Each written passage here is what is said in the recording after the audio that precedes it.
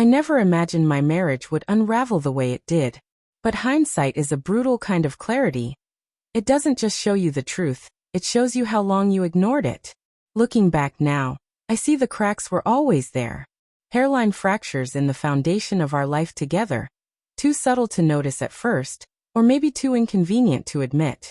I told myself we were fine. That love was steady, not explosive. That comfort meant happiness. Zachary and I had been married for 4 years. From the outside, we looked solid, a quiet, dependable couple with a modest home and mismatched coffee mugs that somehow still felt like home.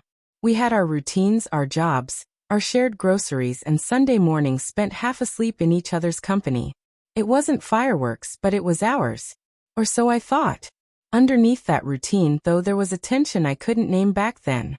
A silence that stretched just a little too long. Smiles that didn't always reach our eyes. The kind of subtle unease that builds slowly, until one day it breaks. Maybe it didn't start with Austin. But he was the catalyst. Austin had been my friend since college. More than a decade of history. We had stayed up through finals, fallen asleep mid-conversation, comforted each other through heartbreaks, and laughed until it hurt over the stupidest jokes. We were a constant in each other's lives. Once, there had been a brief romance, a kiss a night, a possibility. But that door had long since closed. At least in my mind. To me, Austin was safe. Familiar.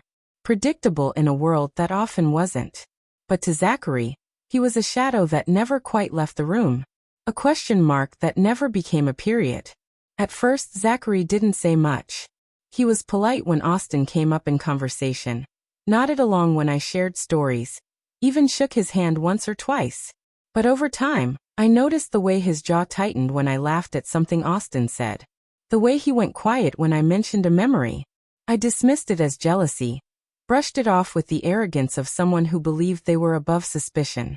I was married to Zachary. That should have been enough. But I never really listened to his silence. I never asked what it cost him to trust me. The moment everything truly began to splinter was when Austin invited me to Myrtle Beach. It wasn't a secret. A reunion of college friends. A weekend of drinks, laughter, sun, and shared nostalgia. I craved the escape, the breath of something different from the same days folding into each other. I told Zachary casually, expecting a nod or a half-hearted joke. Instead, he froze. "You're not going," he said. His voice wasn't loud. It was cold. Final. The kind of quiet that doesn't leave room for argument. I laughed, assuming he was joking. But the look in his eyes, it wasn't fear. It was heartbreak already taking root. He told me everything. How he never trusted Austin. How their history made him uneasy. How he tolerated it for my sake, but couldn't accept this. It wasn't just a trip to him. It was a boundary, and I was stepping right over it. I was furious. I told myself he was controlling. I needed space, independence, room to breathe. I saw his plea not as love, but as an ultimatum. "If you go," he said, "don't expect to come back to the same marriage." I should have stopped right then. Fought. Listened. But pride is loud when it wants to be, and I let mine do the talking. I packed that night, stubbornness in every movement. Kissed him goodbye like it was just another weekend away. I didn't look back. The trip was exactly what I thought it would be at first. Familiar laughter, shared drinks, warmth, nostalgia. Austin and I fell into our rhythm again, that old banter, that effortless intimacy. It felt harmless. Until one night, we stood on the balcony, the air thick with memory and moonlight. And something shifted. He leaned in, not quite a kiss, but not nothing either. Our hands touched. I didn't stop it fast enough. It wasn't an affair. But it wasn't innocent. The next day, still caught in the daze of it all, we posed for a picture. Me in a bikini, Austin's arm casually around my waist. We were smiling, carefree. I posted it with a thoughtless caption, "Living my best life." I didn't think of Zachary when I posted it. I didn't think at all. When I came home, his car was there, but he wasn't. The closet was half empty. His keys were gone. So was most of his life from the space we'd shared. I called, frantic. When he finally answered, his voice was hollow. "I'm done, Paisley," he said. "I saw the picture. I told you what this would mean." I tried to explain. That it wasn't what it looked like. That nothing happened. But he cut me off with words sharp enough to bleed. You chose him. You humiliated me. You made a mockery of us. Then the line went dead. The aftermath was merciless. Friends texted. Family called.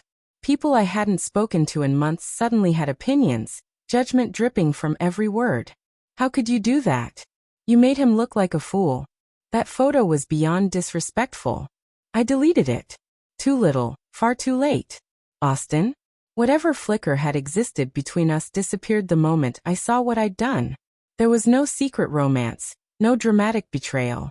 Just a line crossed too carelessly and the damage left behind. We haven't spoken since. Weeks later, Zachary came back, not for forgiveness but for closure. He looked like a different man. Worn. Hardened. Eyes that had cried more than he'd ever admit. I trusted you, he said, voice trembling. I told you how I felt. I wasn't asking you to give up your friends. I was asking for respect. For boundaries. And you threw that away. I tried to apologize. To say I never meant to hurt him. But he wasn't listening anymore. He left. And this time, I knew he wouldn't be back. The months that followed were heavy with silence. Not just in the house but in me. I sat with the echo of every choice I made. Every moment I dismissed his feelings. Every time I chose pride over partnership. I told myself I was fighting for freedom, but what I was really doing was tearing down the one person who loved me without conditions. Zachary started therapy. I heard through friends. It's helping him. He filed for legal separation. I didn't contest it. How could I?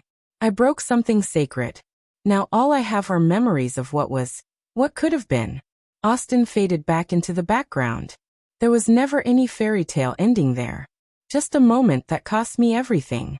Zachary is gone. And I am left with the painful, humbling truth. Love isn't about who wins the argument. It's about listening when it's hard. About boundaries, respect, trust. And when those things are ignored long enough, even the steadiest love can be lost.